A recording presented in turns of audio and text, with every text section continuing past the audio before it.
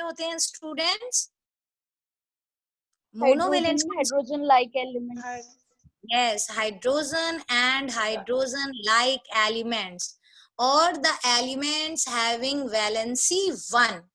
That means only group first element and group 17 elements. Okay students? Then minus cation, that means कि negative minus करना है. कितना charge? जो plus का charge है उसको माइनस करना है, और जो माइनस का चार्ज है उसे क्या करना है स्टूडेंट्स? प्लस करना है. तो minus cation plus anion. yes, okay students, so just put the values of phosphate ion. So what we put? Half. Number of valence electron in phosphorus? 5. 5. Why 5? Which group element is phosphorus? Group 16, 14, 13. Group 14. Which group belongs to? Group 15. Very good.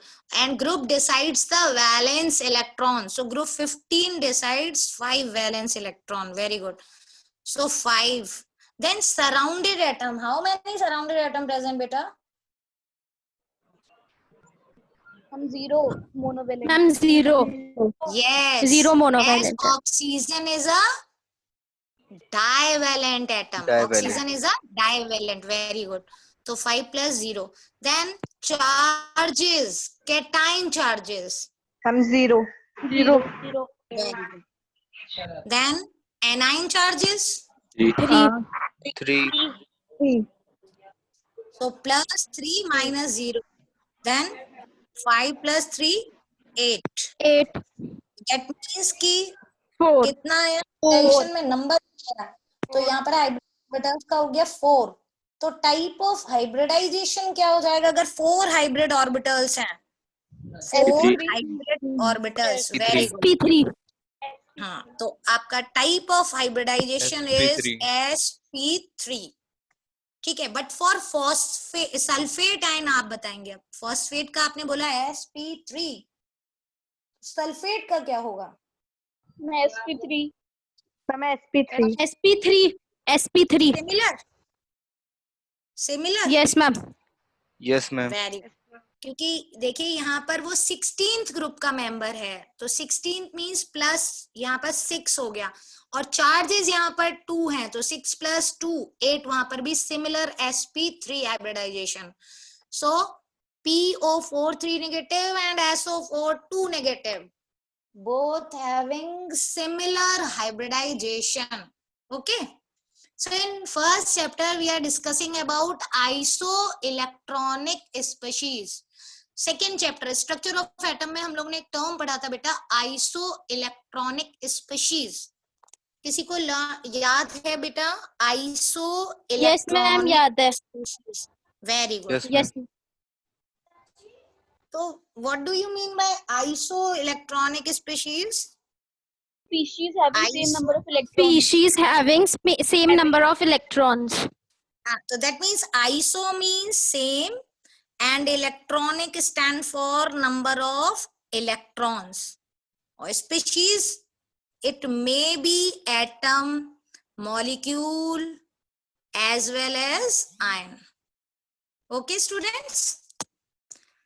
Now if the term is isostructural species, इसको relate करते हैं. आइसोस्ट्रक्चरल species पहले हम लोगों ने पढ़ा. Iso electronic species. Iso electronic species means the species having same number of electron. For example, Na positive, neon, Mg2 positive, O2 negative, all having 10 number of electrons. So these are isoelectronic species. But isostructural species, what do you mean by the isostructural species, students? Ma'am, शायद species having same structure. Yes, and structure based on hybridization, type of hybridization और type of hybrid orbitals. तो इसको आप दो definition इसका लिख सकते हैं कि स्पीशीज, अगर बार बार स्पीशीज वर्ड आपको टफ लग रहा है तो मॉलिक्यूल्स और ions having same state of hybridisation of central atom. बस एक वर्ड आपको एटम, एक वर्ड ऐड करना है बच्चे, सेंट्रल एटम. तो इसको आप लोग इस तरह लिख सकते हो, species that is molecules ions, slash करके भी लिख सकते हो, एक ही बात है. ठीक है. अभी यहाँ हम लोगों ने बेटा एटम की बात क्यों नहीं की है, क्योंकि एटम में हाइब्रिडाइजेशन स्टेट नहीं होती है. Hybridisation state is only belongs to molecules, ions and compounds. Ions भी यहाँ पर कोई एलिमेंटल आयंस की बात नहीं हो रही है. ठीक है बेटा. पॉली एटॉमिक आयंस जिनको आप लोग बोलते हो ना, यहाँ पर मैं लिख दूं नहीं तो आप कंफ्यूज नहीं हो जाओ. Poly atomic ions. ठीक. So species, molecules, ions or polyatomic ions having same state of hybridization. Same state of hybridization.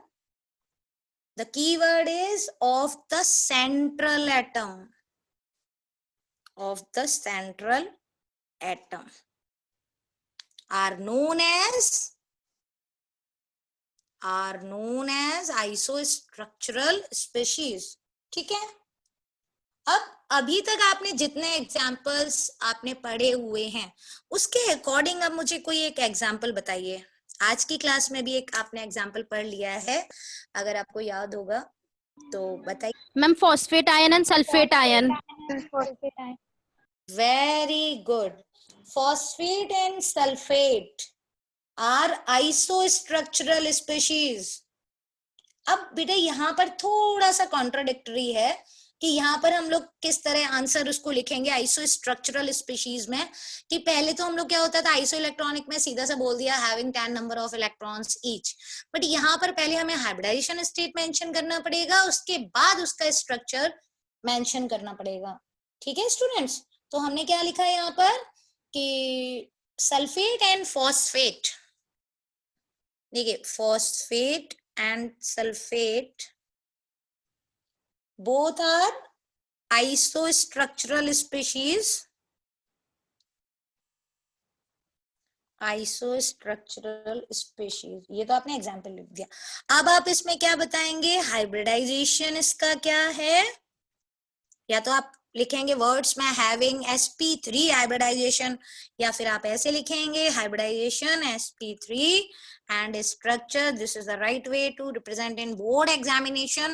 क्योंकि अगर आप स्टैंजा फॉर्म में लिखते हैं तो एग्जामिनर उसको बिल्कुल नोटिस नहीं करते हैं. तो आपको एग्जाम्पल्स में आपने केवल इतना ये भी आप नहीं लिख रहे हो तो कोई प्रॉब्लम नहीं है, क्योंकि आपका कंटिन्यू टॉपिक है और हाइब्रिडाइजेशन इस तरह. फिर structure, expected structure for sp3 hybridisation is, expected structure बच्चे क्या होगा, what is the structure of phosphate or sulfate ion? Tetrahedral. Yes, very good. Tetrahedral. Very good. Tetrahedral. But in some cases it is distorted tetrahedral shape like ammonia, water. Clear students? Clear? Yes. अगर आपको हाँ. अब एक चीज और है बेटा, अब मैं आपसे क्वेश्चन पूछ रही हूँ, ये है तो 12th का क्वेश्चन बट आपको अभी समझ में आ जाएगा कि इसी टॉपिक से रिलेटेड है. Is methane and ammonia are isostructural species. क्या मीथेन और अमोनिया जो हैं वो आइसोस्ट्रक्चरल स्पीशीज हैं students? Methane and ammonia, methane and ammonia. Expected तो सेम होती है बट एक्चुअल में देखा जाए तो वो डिफरेंट होती हैं. एक्सपेक्टेड सेम होता है और एक्चुअल में डिफरेंट होता है। नहीं नहीं बेटा, यहाँ तो यस और नो में आपको आंसर करना है। यहाँ पर तो एग्जामिनर ने आपको बिल्कुल एक क्लियर Yes, क्वेश्चन ma'am. पूछा है, यस और नो, बस, और कोई वर्ड Yes. नहीं है। Yes, why? Ma'am, same hybridization. Yes, on the basis of hybridization, both shows sp3 hybridization. But बेटा स्ट्रक्चर के लिए अब आप क्या लिखोगे ये बताइए, क्योंकि आपने आइसो स्ट्रक्चरल मेंशन किया है, तो अब आप क्या लिखोगे? हम्म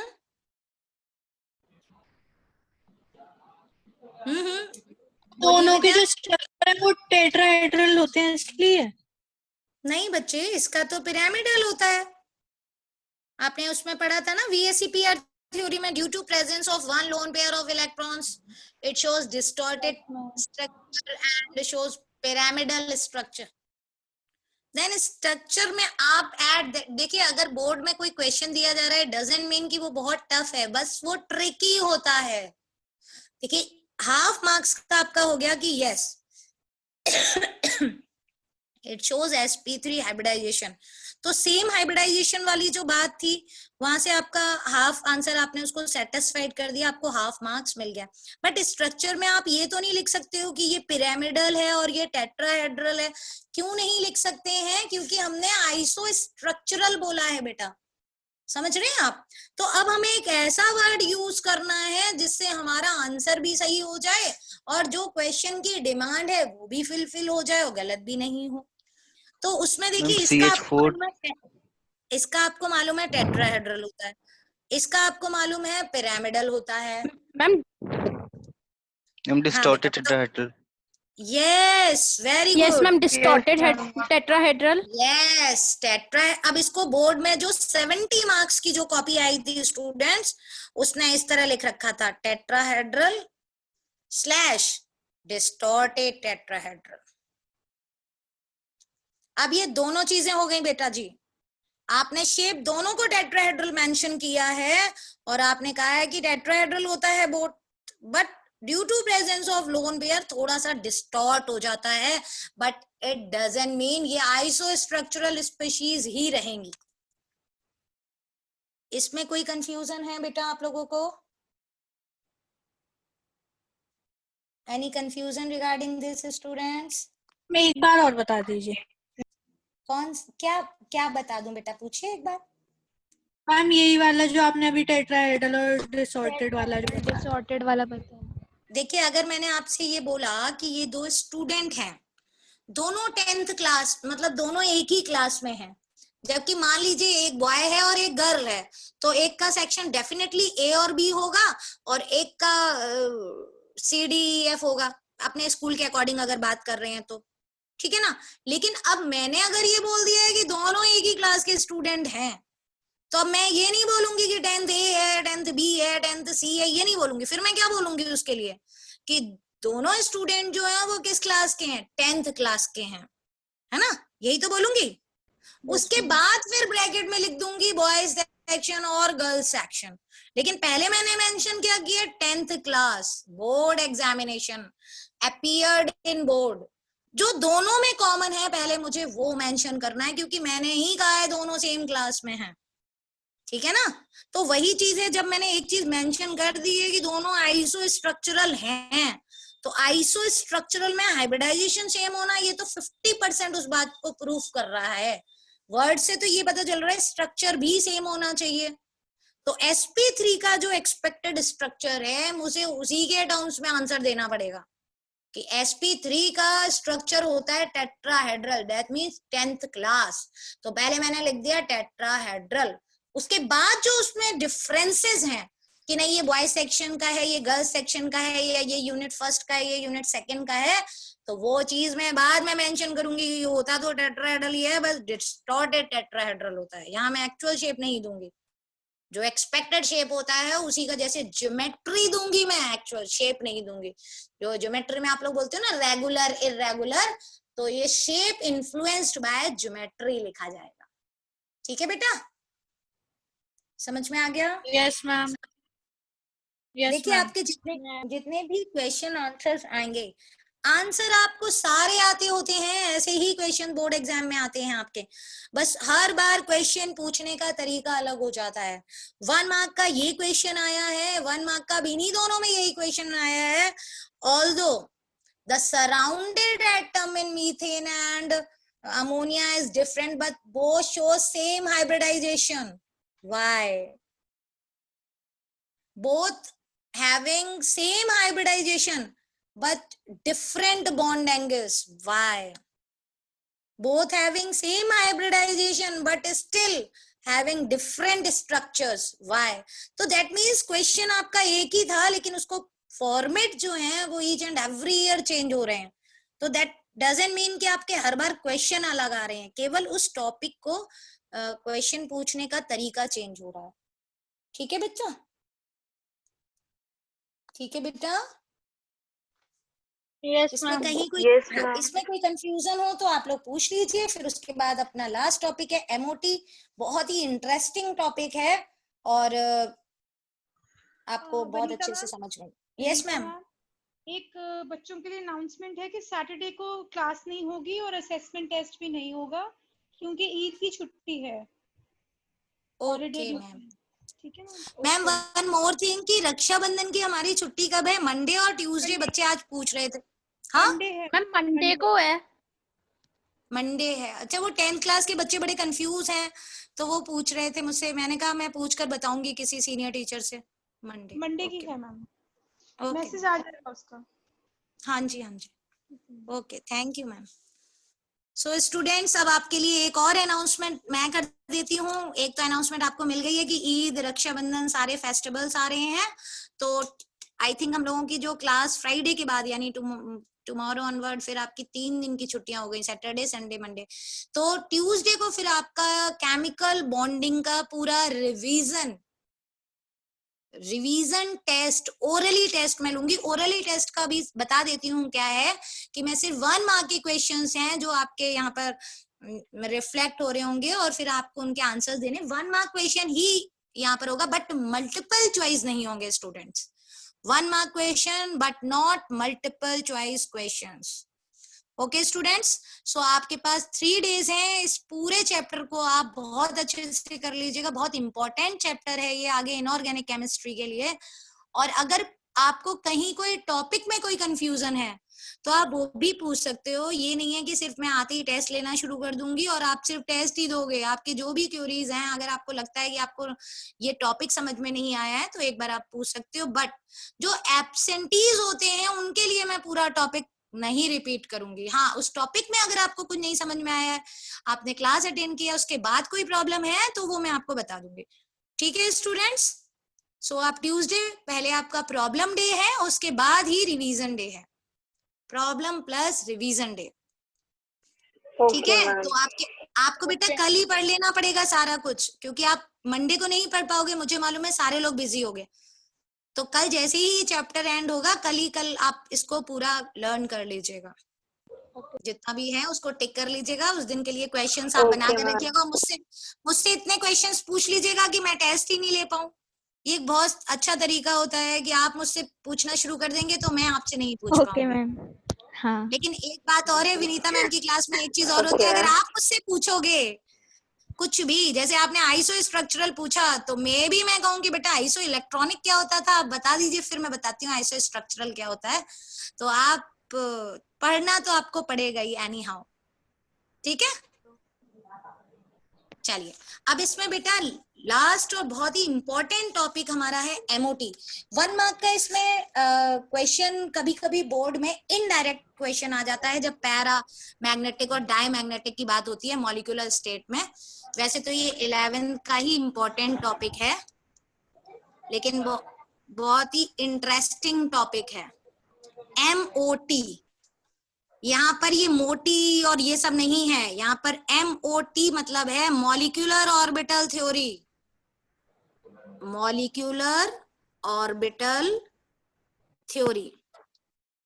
देखिए, एक बहुत सिंपल वे में आपको समझाती हूँ कोई चीज। जैसे मान लीजिए आप लोगों ने ऑफो प्रिंसिपल के अकॉर्डिंग आपने कॉन्फ़िगरेशन आप सभी स्टूडेंट्स को याद है according to aufbau principle? Students, Yes, ma'am. देखिए आपको एमओटी के अकॉर्डिंग आपको याद होगा, आपने कॉन्फ़िगरेशन अभी मैं बताऊंगी कि 1s2 2s2 जिसका भी अभी मुझे करवाना है, पहले आपको वो कॉन्फ़िगरेशन लर्न है ना, उसको तो मुझे रिपीट नहीं करना है ना, ऑफ-वो प्रिंसिपल का इलेक्ट्रॉनिक कॉन्फ़िगरेशन को तो मुझे रिपीट यस मैम, करना है लर्न है। स्टूडेंट्स। Okay, very good. तो बेटा एमओटी जो मॉलिक्यूलर ऑर्बिटल थ्योरी है, ये स्टार्ट कैसे हुई पहले ये समझते हैं।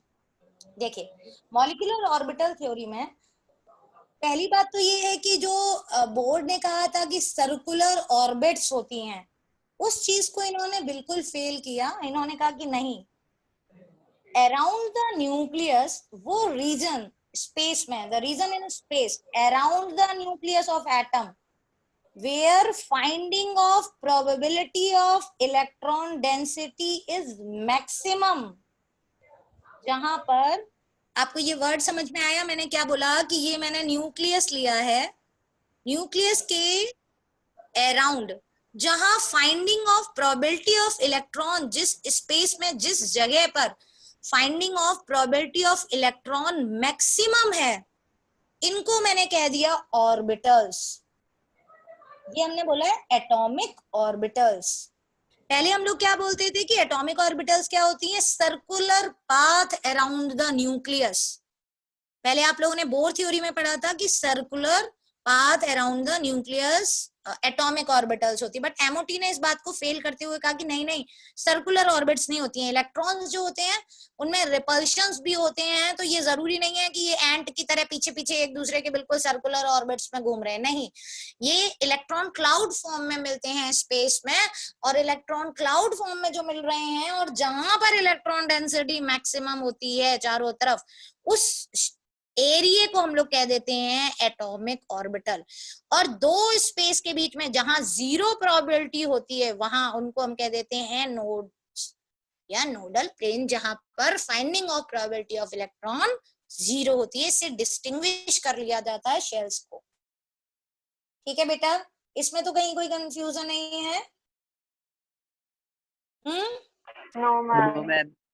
अच्छा, ये तो बेटा बात हो गई एटॉमिक ऑर्बिटल की, बट हम लोग वर्ड पढ़ रहे हैं मॉलिक्यूलर ऑर्बिटल थ्योरी। तो अभी हम लोग क्या पढ़ेंगे? मॉलिक्यूल, मतलब अभी एटॉमिक ऑर्बिटल के डेफिनेशन पढ़ा, अब मॉलिक्यूलर ऑर्बिटल का डेफिनेशन बिल्कुल वही है। देखिए एक डेफिनेशन अगर आपको लर्न होगी तो आप दूसरी अपने आप बना लेंगे। देखिए एटॉमिक ऑर्बिटल की डेफिनेशन है, मान लीजिए the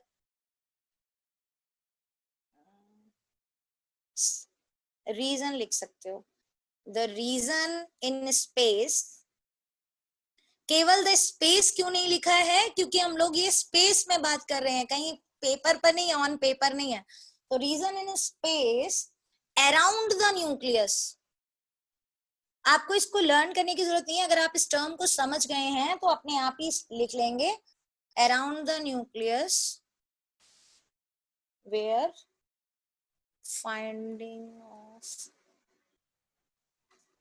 probability of electron is maximum, finding of probability of electron density word भी लिख सकते हो, और एक ही बात है।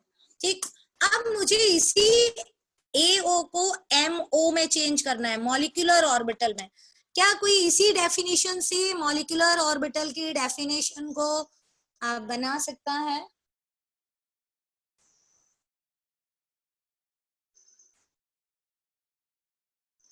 एनीवन? नहीं। देखिए बहुत इजी है बेटा, जब मैंने एटम की बात की, एटम मींस कि एक सिंगल एटम की बात हो रही है, जैसे Na है तो ये Na हमारा क्या हो गया? Na हमारा एटम हो गया। ठीक, अब Na तो हमारा आयनिक कंपाउंड बनाता है, इसलिए हम इसको बात नहीं कर सकते हैं। हम जैसे मान लीजिए आप H2 की बात कर रहे हैं, ये दो मॉलिक्यूल की बात हो गई, तो अब मॉलिक्यूलर ऑर्बिटल में बात हो गई H2 नॉट H। पहले हमने H की बात की थी जब एटॉमिक ऑर्बिटल की बात हो रही थी, अब मैं बात कर रही हूँ H2 की। तो बेटा हम लोग इलेक्ट्रॉन की प्रोबेबिलिटी कहाँ देखेंगे? The region in space around the nucleus की जगह क्या लिख देंगे? Nucleus of combined atoms. बस बिल्कुल वही डेफिनेशन है, केवल आपको क्या लिख देना है? The region in space around the nucleus of combined आपको atoms. बिल्कुल एक डेफिनेशन लर्न करनी है और उसी से आपको दूसरा अपने आप ही बन जाएगा। The region in space. अब अगर आप इंग्लिश की लैंग्वेज में इसको करते हैं तो कंप्राइजेस वर्ड यूज किया जाता है, और अगर आपको ये वर्ड टफ लग रहा है तो बिलोंग्स टू भी लिख सकते हो। The nuclear of combining atoms. फिर वही आ गया आपका around which there is maximum probability of finding electron density. फिर आपका वही कंटिन्यूड है ऊपर। केवल फर्क क्या हुआ यहाँ बेटा, उसने बोला न्यूक्लियस के चारों तरफ जो इलेक्ट्रॉन डेंसिटी जहां पर मैक्सिमम, और यहाँ क्या बोल दिया है कि जो कंबाइनिंग एटम्स हैं उनके न्यूक्लियस के चारों तरफ जो finding of probability of electron है। बात वही है, केवल वर्ड क्या यूज हो गए हैं। पहले H की बात हो रही थी, अब H2 की बात हो रही है कि जो दो बॉन्डेड एटम है इंडिविजुअली उन दोनों के न्यूक्लियस के अराउंड। बात वही की गई है, लेकिन यहाँ मॉलिक्यूल की बात कर ली गई है। इसमें कहीं कोई कंफ्यूजन है बच्चे? नहीं। No ma'am. अच्छा, अब एक No, वर्ड ma'am. आता है linear combination of atomic orbitals. Atomic orbital, इसको linear combination of atomic orbital, इसको हम लोग LCAO भी कहते हैं, linear combination of atomic orbitals. ठीक है बेटा, अगर मान लीजिए प्रोबेबल इलेक्ट्रॉन डेंसिटी जो होती है किसी भी उसकी, तो हम लोग शाय से रिप्रेजेंट करते हैं इससे। तो अगर मान लीजिए शाय से रिप्रेजेंट कर रहे हैं, तो अगर हमने कहा एक बार एटॉमिक ऑर्बिटल्स को हम लोग एडिशन कर रहे हैं और एक बार क्या कर रहे हैं? सब्सट्रैक्शन कर रहे हैं, इसको हम लोग वेव फंक्शन भी कहते हैं। फिजिक्स में आप लोग इसको वेव फंक्शन भी पढ़ोगे, हमारे में भी लिखा होता है वेव फंक्शन शायद, लेकिन ये इलेक्ट्रॉन डेंसिटी को रिप्रेजेंट करता है। तो देखिए बेटा, एक बार मैंने लिखा एडिशन की बात हो रही है, मैंने लिखा Sai A plus psi B। A और B क्यों लिया? क्योंकि ये यहाँ पर बात हो रही मॉलिक्यूल की और ये इंडिविजुअल है दोनों लोग। एक बार मैंने लिखा subtraction Sai A minus B। ठीक, लेकिन वेव फंक्शन जो होता है उसका साई का कोई वैल्यू नहीं होता है, क्योंकि probability of electron Sai square से रिप्रेजेंट किया जाता है। तो आप लोग मैथ्स में पढ़ते हो कि इन दोनों इक्वेशंस को अगर दोनों साइड स्क्वायर कर दें तो उसका कोई चेंज नहीं होता है अगर दोनों साइड कर देते हैं। तो अब अगर इसका स्क्वायर करते हैं तो देखिए यहाँ भी स्क्वायर हो गया, यहाँ भी स्क्वायर हो गया, यहाँ पर हो गया प्लस 2AB। फॉर्मूला मैथ्स के अकॉर्डिंग आप लोग ज्यादा इंटेलिजेंट हैं, फिर भी देख लेना। अगर यहाँ पर माइनस 2AB, यहाँ भी स्क्वायर हो गया, यहाँ भी स्क्वायर और यहाँ भी स्क्वायर। देखिए अभी मैंने बोला था कि साई की कोई वैल्यू नहीं है, साई स्क्वायर रिप्रेजेंट करता है, तो इन दोनों का प्लस और माइनस से तो कोई इफेक्ट पड़ा ही नहीं, सिर्फ इन दोनों की वैल्यूज रिप्रेजेंट कर रही है। तो प्रोबेबिलिटी ऑफ फाइंडिंग इलेक्ट्रॉन जो है अब दोनों ही सिमिलर शो कर रहा है। मैम हाँ, अब सही इसके है। बीच में प्लस आएगा। हाँ हाँ, अब देखिए बेटा दोनों ही सेम शो कर रहा है। अब आप मुझे बताइए कि एडिशन में भी वही शो कर रहा है, सब्सट्रैक्शन में भी वही शो कर रहा है, तो अब इनमें डिफरेंस तो पता नहीं चलेगा जब आप रिप्रेजेंट करोगे। हर बार तो एडिशन नहीं बता रहे हो कि ये दोनों एडिशन को रिप्रेजेंट कर रहे हैं, तो उसके लिए